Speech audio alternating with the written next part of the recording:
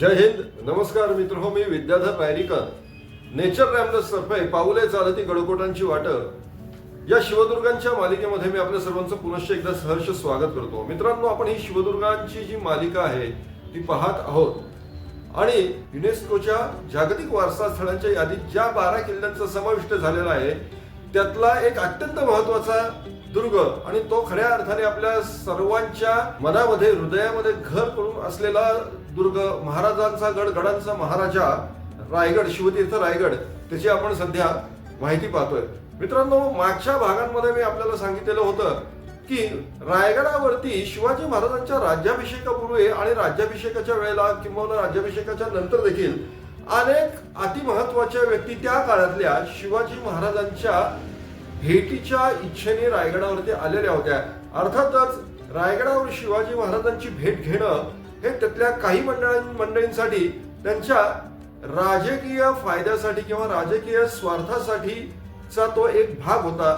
आपल्या व्यापारी हेतू जे होते, ती उद्दिष्ट जी होती ती साध्य करून घ्यायची शिवाजी महाराजांच्या कृपा आशीर्वादाने, हा त्यांचा मर्यादित हेतू होता. परंतु असं असलं देखील तरी देखील कितीतरी लोक असे होते त्यावेळची व्यक्तिमत्व की जी महाराजांच्या या परमेश्वरी जे कार्य होतं स्वराज्य स्थापनेचं, देव देश धर्म यांना सुवर्ण सिंहासनावर प्रस्थापित करण्याचा महाराजांचा जो एक मुख्य उद्देश होता आणि या संपूर्ण भरतभूमीला एकसंध अखंड एकात्म असं राष्ट्र या स्वरूपाचं ची ओळख करून देण्याचा जो महाराजांचा जो प्रयत्न होता, केवळ प्रयत्न नव्हता, महाराजांचं ते स्वप्न होतं आणि संकल्प होता. त्या दृष्टीने महाराजांची प्रत्येक कृती होती तर महाराजांच्या या परमेश्वरी सत्कार्यामुळे आकर्षित होऊन ही अन्य मंडळी महाराजांच्या भेटीला रायगडाला आलेली होती.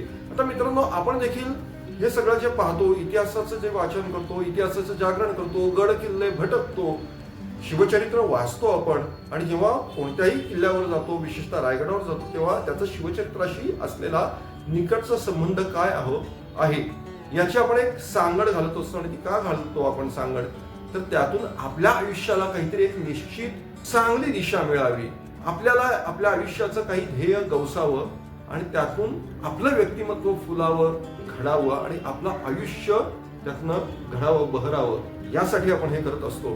शिवाजी महाराजांच्या कालखंडामध्ये देखील शिवाजी महाराजांना कितीतरी लोक जी भेटायला आली ती याच इच्छेने आलेली होती. त्यातली काही जी मंडळी होती, अधिकारी पुरुष होते, सत्पुरुष होते, कलाकार होते, संत सज्जन देखील होते त्याच्यामध्ये. तर त्यातले काही जे होते ते शिवाजी महाराजांच्या पेक्षा वयाने मोठे होते. शिवाजी महाराज त्यातले काही जण होते ते शिवाजी महाराजांच्या साधारणतः समवयस्क होते आणि काही मंडळी होती ती शिवाजी महाराजांच्या पेक्षाही लहान होती, परंतु ती महाराजांच्या या ओढीमुळे ती आलेली होती. तर याच्यामध्ये जयराम पिंडेचं मी मागच्या वेळेला नाव घेतलं होतं. फार मोठा कवी होता, तंजावरवरनं आलेला, शहाजी महाराजांच्या पदरी राहिलेला, ज्यांनी महाराजांचा राज्याभिषेक घडवून आणला, असे वेदशास्त्र संपन्न गागा भट्ट होते. याच्या व्यतिरिक्त आणखीन एक व्यक्ती असे आहे, त्या व्यक्तीचं नाव आपल्याला इथे घ्यावंच लागतं किंवा त्या व्यक्तीचं वर्णन केल्याशिवाय शिवचरित्रातले काही अध्याय आणि रायगडाचं जे वर्णन आहे ते देखील अपूर्ण राहतं.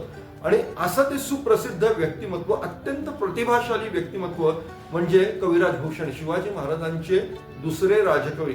शिवाजी महाराजांचे जे पहिले जे राजकवी आहेत ते आहेत कवींद्र परमानंद नेवासकर आणि त्यांच्यानंतर जे त्यांना समकालीन असणारे, त्यांच्यापेक्षा वयाने निश्चितच लहान, परंतु त्याच काळात शिवाजी महाराजांचे राजकवी म्हणून मान्यता मिळवलेले दुसरे राजकवी म्हणजे हे कविराज भूषण. तर कविराज भूषणांची नेमकी जी पार्श्वभूमी आहे ती काय आहे, तर कविराज भूषण जे महाराजांना भेटायला आलेले होते ते उत्तर हिंदुस्थानातून आलेले होते. ज्या वेळेला संपूर्ण भारतातून लोक दिल्लीश्वराच्या म्हणजे दिल्लीच्या बादशहाच्या भेटीसाठी धडपड करत होते, त्यांची स्तुती करावी आणि त्यांचा काही कृपा प्रसाद या मुघली बादशांचा आपल्याला मिळावा, त्यात शहाजहान आहे, औरंगजेब आहे वगैरे वगैरे, तर त्यासाठी जात होते. अशा काळामध्ये महाराजांच्या परमेश्वरी कार्यामुळे चित्त आकर्षित होऊन, मनोवृत्ती उत्फुल्लित होऊन महाराजांना भेटायला आलेला हा तरुण कवी म्हणजे कविराज भूषण.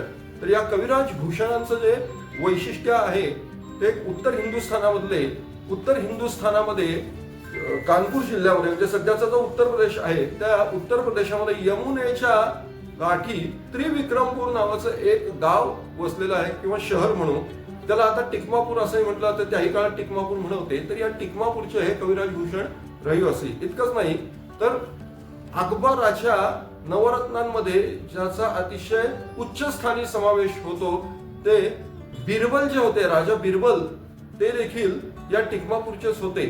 आणि या टिकमापूरची जी ग्रामदैवत आहे किंवा ग्रामदैवत ज्याला आपण म्हणू ते बिहारीश्वर. तर कविराज भूषणांची पार्श्वभूमी, कौटुंबिक पार्श्वभूमी जी आहे ती अशी आहे की रत्नाकर त्रिपाठी नावाचे एक अत्यंत विद्वान ब्राह्मण या त्रिविक्रमपूरमध्ये राहत होते आपल्या कुटुंबासह. त्यांना 4 मुलं होती. त्या 4 मुलांमध्ये चिंतामणी भूषण म्हणजे हे कविराज भूषण, नंतर मतीराम आणि त्याच्यानंतर नीलकंठ उर्फ जटाशंकर अशी 4 अत्यंत प्रतिभावान, विद्वान, सुसंस्कृत, सुसंपन्न अशी संतती या त्रिपाठी कुटुंबामध्ये होती. त्यातलं हे कविराज भूषण.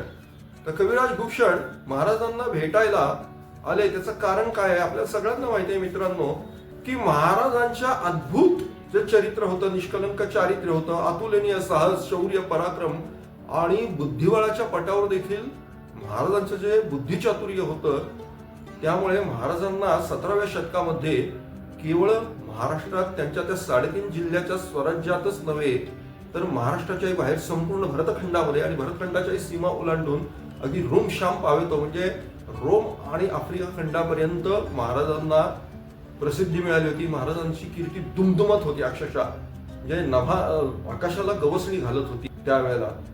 आणि त्यातलं आणखीन एक प्रकरण असं झालं की कविराज भूषण महाराजांच्या भेटीला येण्याचं, ते म्हणजे दिनांक 17 ऑगस्ट 1666 रोजी महाराजांनी आग्र्याच्या कैदेमध्ये असताना त्या बुद्धिबळाच्या राजकारणाच्या पटावरती स्वतःला आलमगीर समजणाऱ्या औरंगजेबाला, त्या कालयवनाला असं काही चालीमुंड्या चित केलं आणि महाराजांनी आग्र्यावरून पलायन केलं. आणि 25 दिवसांमध्ये महाराज स्वराज्यामध्ये आपल्या घरी राजगडावरती दाखल झाले. आणि ही बातमी अक्षरशः तोफेतनं एखादा दारुगोळा फुटावा तशी फुटली आणि ती संपूर्ण हिंदुस्थानमध्ये पसरली. आणि साहजिकच उत्तर प्रदेशातच त्रिविक्रमपूर येत असल्यामुळे तिथे देखील ही बातमी गेली. कविराज भूषणाच्या मनामध्ये शिवाजी महाराजांचं कार्य, त्यांच्या कार्याची कीर्ती ऐकून आधीच एक त्याच्या मनामध्ये खात्री झालेली होती की हा केवळ कोणी राजकारणी राजा नव्हे तर हा कोणी साक्षात सत्पुरुष आहे की जो धर्मोद्धारासाठी आलेला आहे. आणि या घटनेमुळे कविराज भूषणाच्या मनामध्ये शिवाजी महाराजांच्या भेटीची प्रचंड ओढ निर्माण झाली. त्याच्या मनामध्ये, त्याच्या हृदयामध्ये महाराजांच्या प्रति अपरिमित असा भक्तिभाव जागृत झाला. आणि त्या भक्तिभावानेच तो या मावळातले काटे सराटे तुडवत महाराजांच्या भेटीला आला. 1667 ते 1674 या 7 वर्षांच्या कालखंडामध्ये तो महाराजांच्या स्वराज्यामध्ये होता. महाराजांचा सत्संग खऱ्या अर्थाने त्याला लाभला. आणि या 7 वर्षाच्या संपूर्ण कालखंडामध्ये कविराज भूषण राज्यामध्ये महाराजांच्या आश्रयाला राहिला. आणि त्यावेळेला त्यांनी महाराजांचंही वर्णन केलेलं आहे. आणि त्याच्या सुदैवाने त्याला रायगड पाहायला मिळाला. अगदी उत्तम प्रकारे त्यांनी रायगड पाहिला. रायगडावरती त्याचं दीर्घकालीन वास्तव्य होतं.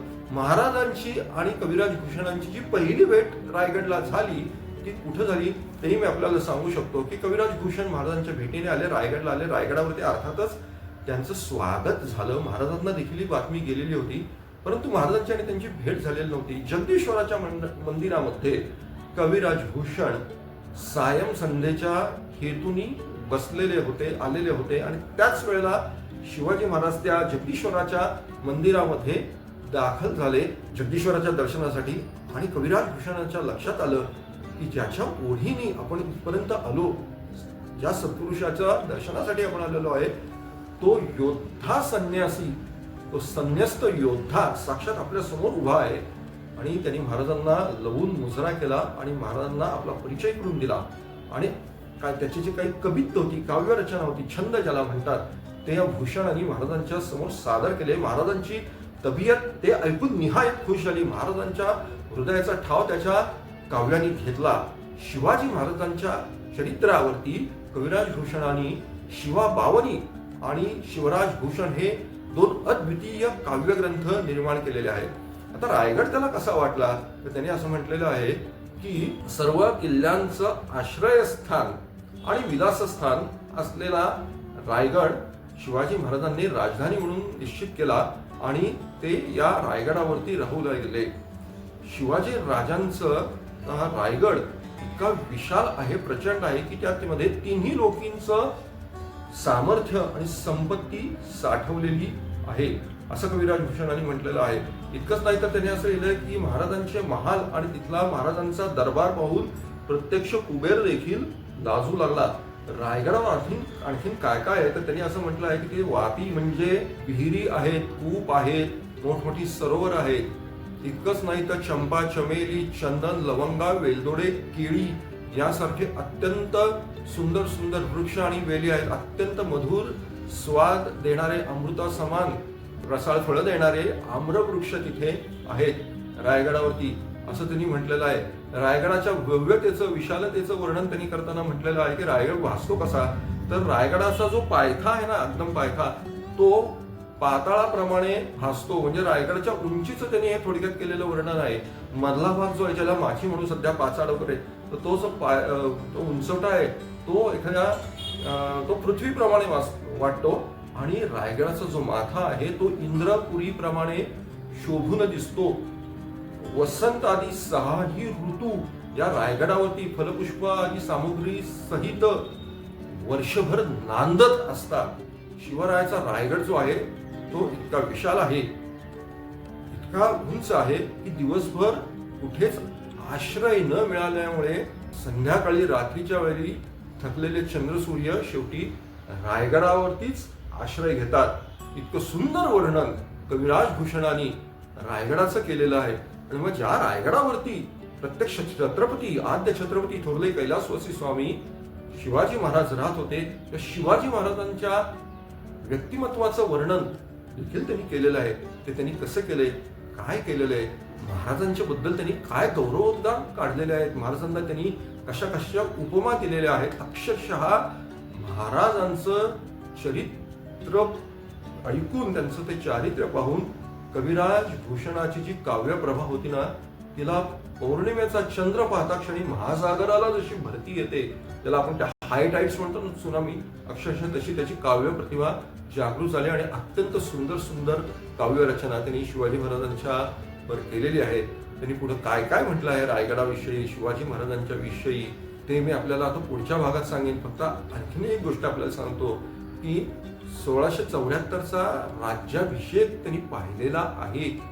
त्यांनी महाराजांच्या दानशूर प्रवृत्तीचं वर्णन केलेलं आहे. तो पाहून तो परत गेला, त्याला अपार संपत्ती महाराजांनी त्यावेळेला दिली.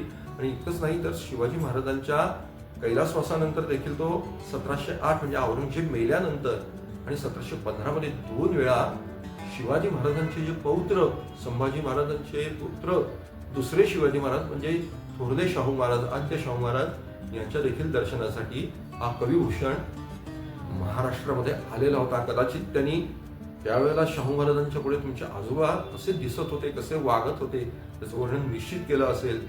काही काव्य रचना त्यांनी स्वतःची त्यांनाही पेश करून दाखवली असेल. महाराजांच्या विषयी अपार आहे, आपल्या कल्पनेच्या पलीकडचं आहे. म्हणजे खरोखरच शिवचरित्र जे आहे ते आपल्याला षड्गुणैश्वर्य प्रदान करणारा आहे, आपल्याला सर्वार्थाने संपन्न करणारा आहे. म्हणजे ज्यामुळे कवी वाल्मिकींनी श्रीरामाचं चरित्र वर्णन केलं ज्या भक्तिभावानी, त्याच भक्तिभावाने कविराज भूषणांनी देखील महाराजांचं चरित्र आणि चारित्र्य यांचं वर्णन केलेलं आहे.